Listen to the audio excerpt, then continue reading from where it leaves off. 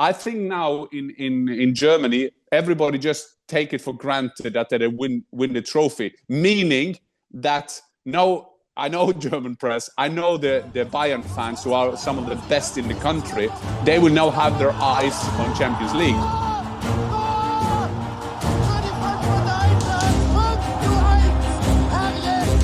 Hi and welcome to the Fußball channel. I'm your host Marcus Fjørtoft, and as always joined by Jan Fjørtoft on an early Tuesday morning. Dad, lovely to see you bright and early. First of all, how are things? How's the weekend? I think you had some time to watch some games over the weekend as well, as a spectator and not as a pundit.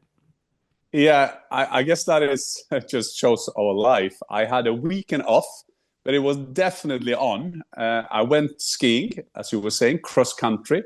Look good. But I guess I looked at every game because I was on my own because of different reasons. So I watched every game that was going on, which is good. But it just shows you that this is not only a job; it's definitely a passion. And what a privilege we have to have it that way.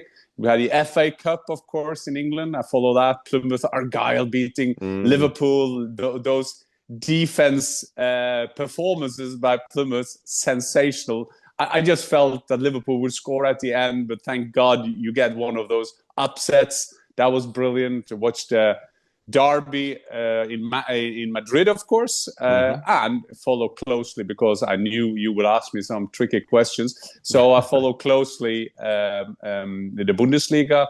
Yeah. Watched Dortmund, Eintracht Frankfurt. I watched all the highlights of Bayern because I felt Bayern will hammer them. It took some time before they open up, but Harry Kane, I think that it's not breaking news, but I think Harry Kane will win a trophy this season. I got a feeling. I imagine. And we have to be honest, I think those that can listen as well, and welcome, by the way, for our new subscribers as well. We've seen a great uptick over the last month or so.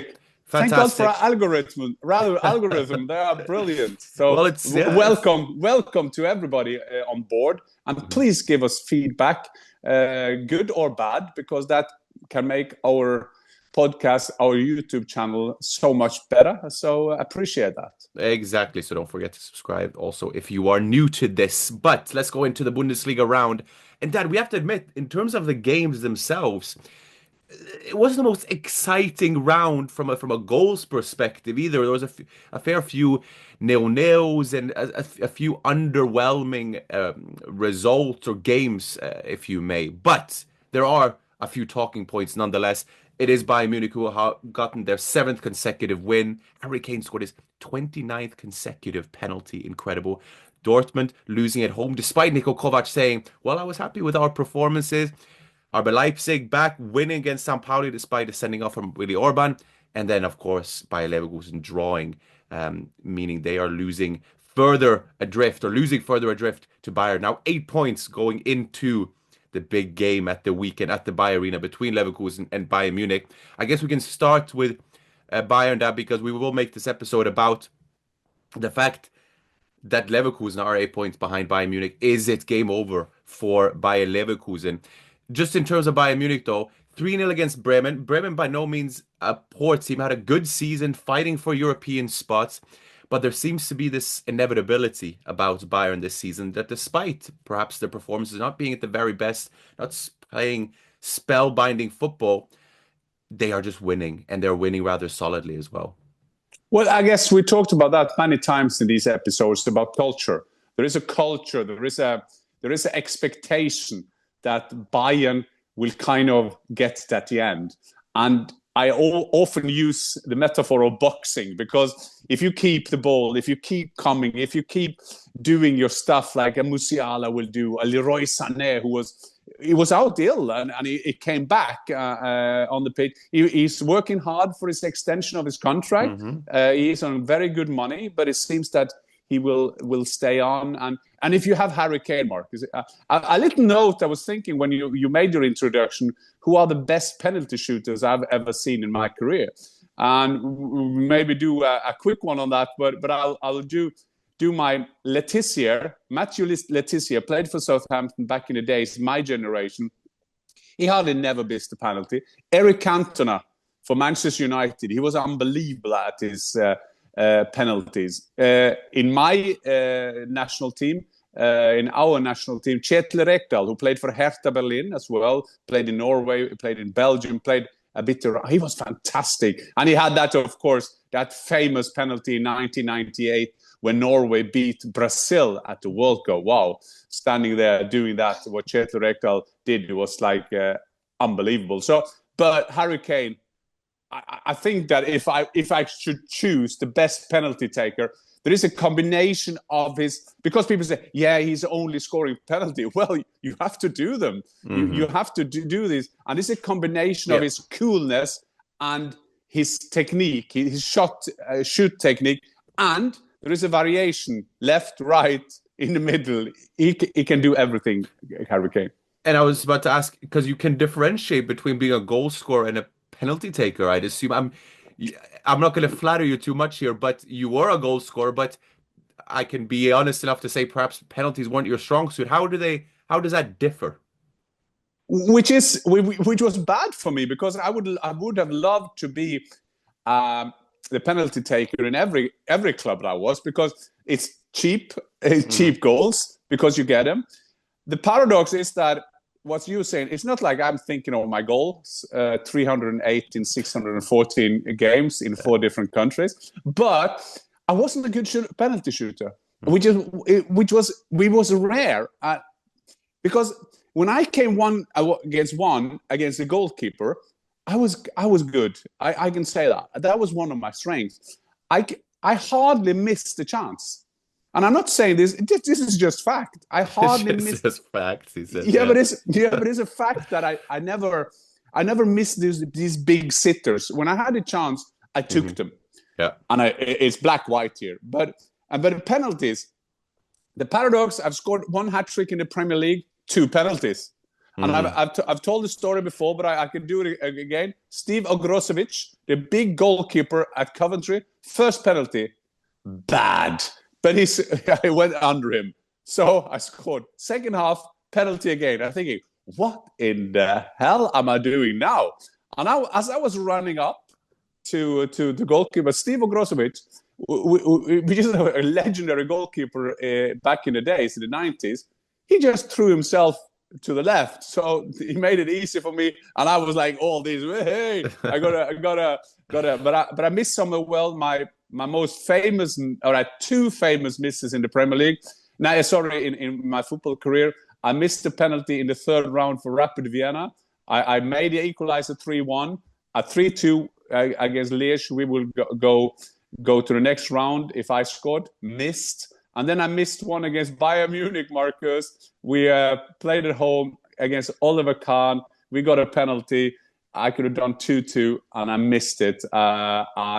Yeah, so I wasn't a good penalty taker, but Harry Kane be? He is a fantastic penalty taker, which is a strength for every club.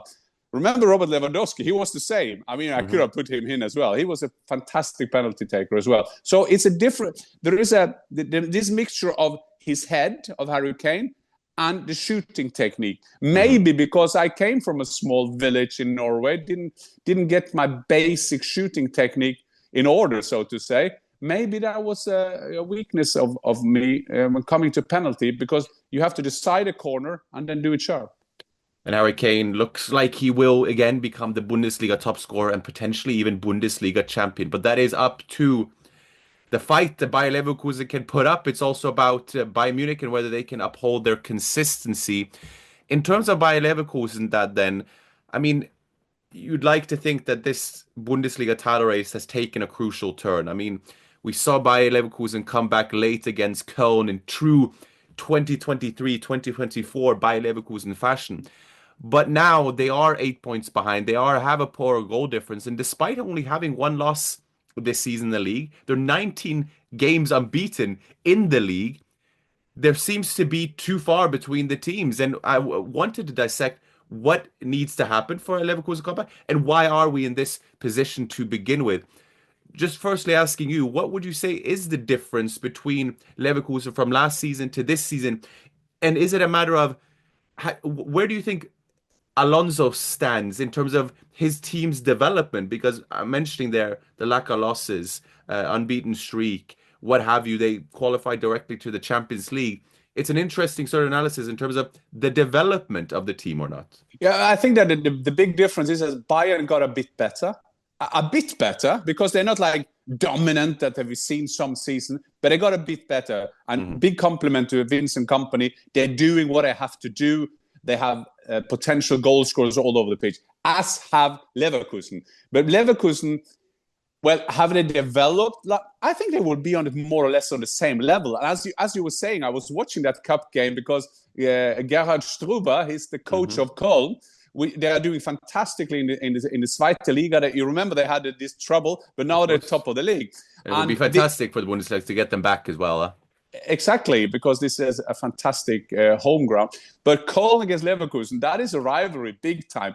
And in that game, as you were saying, they were having, I'm not saying luck, because you kind of, you get your luck. You as you train, you get, and you do the big quality, you have more luck. And when Schick did that goal, this reminds us of that season. So if you see this season, they've had some games quite opposite. They at the end they've lost their wins, and or they got a draw instead of a win. So and that adds up to 8 points. I would say, Marcus, that Leverkusen, the only way Leverkusen can win this Bundesliga, I don't think they will, but we are doing this very early Tuesday morning. Tomorrow is Celtic against Bayern.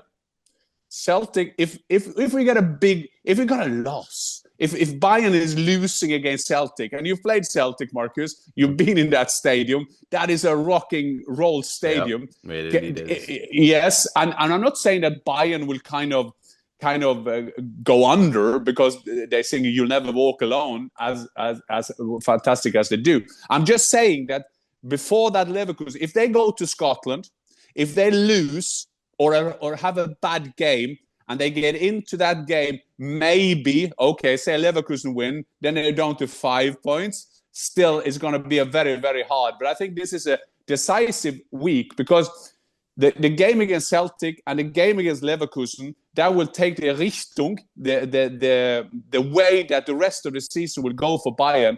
Because I think now in Germany, everybody just take it for granted that they win the trophy. Meaning that, no, I know German press, I know the Bayern fans, who are some of the best in the country, they will now have their eyes on Champions League. And they had to go over the playoff now. And Celtic, I mean, that will be a hell of a game. I'm so looking forward to that game, because that is the drama into it. And the drama of course, for the rest of the season for Bayern in the Bundesliga as well. Yeah, we're looking forward to that at Paradise, as the Celtic fans call it, and what a fantastic stadium atmosphere it will be. Just to back up also the numbers that you said there, compared to last season. So Bayer Leverkusen have lost from a winning position 6 times this season in the Bundesliga, twice in the Champions League. They didn't lose from a winning position at all last season. They dropped 13 points, as you said. Bayern, in comparison, have dropped just 1 point. The late goals as well. They tended to score late winners last year. 22 goals after the 75th minute, 5 in stoppage time. This time they've just managed 5 goals in the final 15. A figure that 11 other teams in the Bundesliga have scored or outscored. And they've been outscored 8 goals to 5 in those last 15 minutes against their opponents. And then also goals conceded. Last season they conceded 0.7 goals in the league. Now 1.3, nearly doubled. 27 goals in 21 games. Last season, 24 goals. So there are some underlying numbers, even though you will look at it and there will be a lot of the same possession, a lot of time shots, a lot of the same underlying stuff. It does come down to those late goals, doesn't it, Dad, in terms of the points we see or not see on the table? Yeah, but if I understood your math there, is if there is 6 games they lost their lead, I mean, that is 12 points. So the math can be done easily. We said before this season that Leverkusen is in a good position because as a reigning champions, normally you will say they have to do as well this year, but they needed a big run. They needed a crisis at Bayern. And I say again, I was a bit skeptical to Company before the season because I was not sure that he had this plan B. I'm not sure about that, by the way, because the big test for a club like Bayern is in the Champions League. But he has done very well in the Bundesliga, or he's done well in the Bundesliga, because your numbers just tells me that Leverkusen, if they were able to have that run going, and I mean this is theory, but they would be a much closer to them. But Leverkusen, they've been steady. There is a steady development in the club. They got good players there. They got potential match winners. But I think there is a mixture. Yes, the late goals and the Boniface, the Schick, and the Wirtz of this world. Andrich will get his odd goal at the end, remember, Xhaka, and so on. But I think that is one of the things that also we just should mention, is that the defense hasn't looked that solid as they used to be last season, because there were some fantastic performances from Leverkusen also defensively last season, which was the platform for their success. Tah, there was a lot of speculation what he would do. Will he go to Bayern? Will he go somewhere else? And he hasn't had that fantastic season that he had last season. Goalkeeper, he's been okay, but we haven't had many games that we would say, wow, he's man of the match, he saved them. So I think there's a mixture, but wow, we still look forward to the game, because when you follow German football closely, Celtic away for Bayern and then Leverkusen away, we just know it's rock and roll, because I mean, if we see Leverkusen knock them out of the Pokal, the cup, and in the league they looked okay against them, and now they're playing them again. So wow, we do look forward to this game this weekend. Well, we definitely need a Leverkusen win in order to uphold some sort or semblance of excitement in the title race as we get towards the end. 13 games remaining. As we get towards the end here, we also have to address the other games. Of the big talking points, I guess it is the fact that Dortmund, first game under Kovac, they lose to Stuttgart. That an own goal from Anton, Guarci gets a goal, but Dortmund's defensive frailties come to the foray. And yeah, Kovac isn't necessarily the messiah, is he, for Dortmund? He was happy with the performance. We'll look to build on that as we speak Tuesday morning. They are playing Sporting Lisboa away in the Champions League. Kovac was happy. But it's still a loss, and it's still at home. So how do we address this? Well, what should he say? I mean, he will be happy. You will always hear, if that is Ian Holloway in Swindon in level 4, he will always say, I can't on a run, guys, on a run. Yes, on a fantastic run. But even when teams are not on the run, they will always say, I can't ask more from the players. Why do managers say that? Is that you want to win the players over, because that is the biggest resource in a club anyway. You see Postecoglou now as well. You can see the different stages he's in his coaching career at Tottenham. Same with Kovac. He has to win the players over. He can't hammer them. He knows that in a few days we're playing in the Champions League where they have been running well. I watched that game, and yeah, they could have got a draw there at the end. What is interesting is, of course, when Niko Kovac starting his tenure, do we say that? Tenure? No. Yeah, yes, tenure in Dortmund. We have Sebastian Hoeneß, who is a much wanted coach in Germany. Could he end up at Dortmund one day? Could he end up at Bayern with his father as an agent, with his uncle as the god? So there is a lot of things that can go on. I saw, and it must be his brother who just get a job now at Bayern. I saw the other day, because I saw a headline, another Hoeneß to Bayern. So that will happen. So what I want to say is no coincidence that Sebastian Hoeneß takes his Stuttgart there and win. But I agree with Kovac in terms of, and we will say that should be basic, but there was a will. There was a will to get back in the game. They were 2-0 down, which meant that it's still going to be a very hard game, as you were saying, when you have an own goal in there and so on. They were playing on a yellow wall at the end there, and they was pushing. Guarci and the rest of the boys tried to do that. So that was not a good start for Kovac, because as a player, Marcus, you know that yourself when you came to a club. as a coach, you want that good start, because if you have the good start, people will say, check, he's okay. Yeah. And then you can have 3 or 4. You have more credit in the bank. So for Dortmund now is to talking about steadying the ship.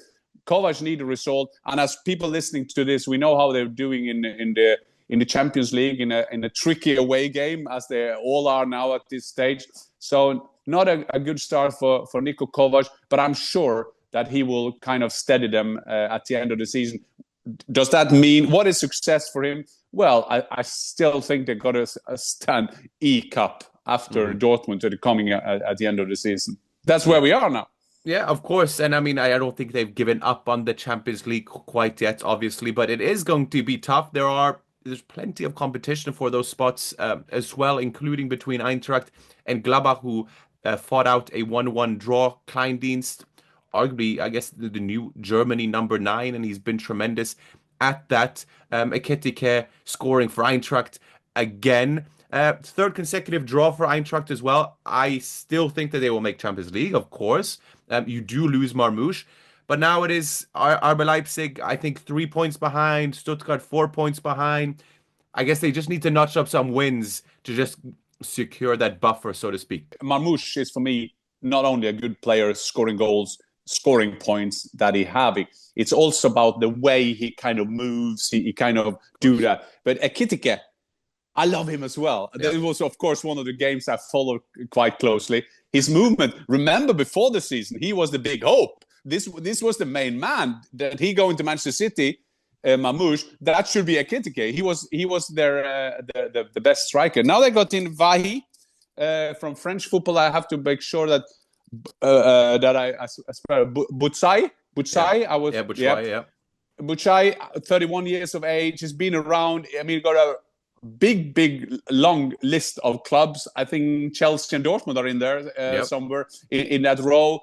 And I think that I made an interview for Bild Zeitung in Frankfurt. We were talking about strikers, and they called me up, and I said, when Krusher picks in or gets strikers, I take my popcorn and my Diet Coke and comfortable put myself on the sofa, because we know the history of Frankfurt the last years about strikers is unbelievable. Mm-hmm. But as we know, as I know, especially as a striker, you need goals. And you were saying that 3 draws in a row, that is fine.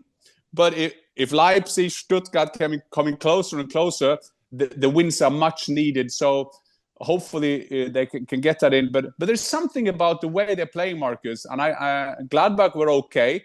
But I think Frankfurt were a better side. They should have won that game. And that is a testament to Dino Topmüller, that you go to Gladbach, you are the better team, you should have won that game, and you're a bit disappointed that you only get a draw. But as you were saying, just with Kleindienst is the kind of new Füllkrug. He's coming from nowhere and kind of put himself in a position where when German football are desperate for number 9s. And he's a good old centre forward as well, and with the creativity around him with Wirtz and Musiala and the likes of those players around him, he can be a connector as sorts. But Gladbach there among the European spots, a former European great, if you may, as well. So it's good to see them back under Seoane. Just towards the end here as well, just summarizing the rest of the results. Union Berlin with a huge result against Hoffenheim away. Big one for your friend Horst Held. Union needed that. I think they will be safe, but nonetheless, I think Hoffenheim will be safe as well, because of the teams below them are just significantly weaker. Yeah. I'm thinking then Heidenheim, who lost to Freiburg. Freiburg's only in 6, 2 points behind Champions League, I believe, 2 or 3 points with a chance. But yeah, Heidenheim losing. So they're below.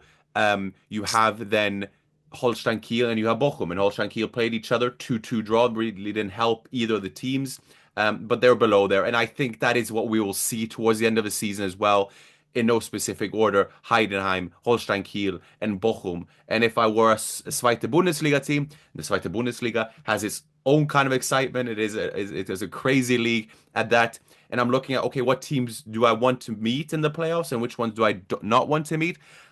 I'd be leaning saying I don't want to meet Bochum under Hecking, and then perhaps you can go up against the Holstein Kiel and a struggling Heidenheim, who still have European football to play, mind you, as well. And then the last result then is Mainz Augsburg. Before I give you the word, Mainz Augsburg No, 0-0. no, I'm just going through the teams that, as you note, are brilliant as normal. Freiburg beating Heidenheim, and there are some steady Eddie teams that just keep on winning, doing a great job.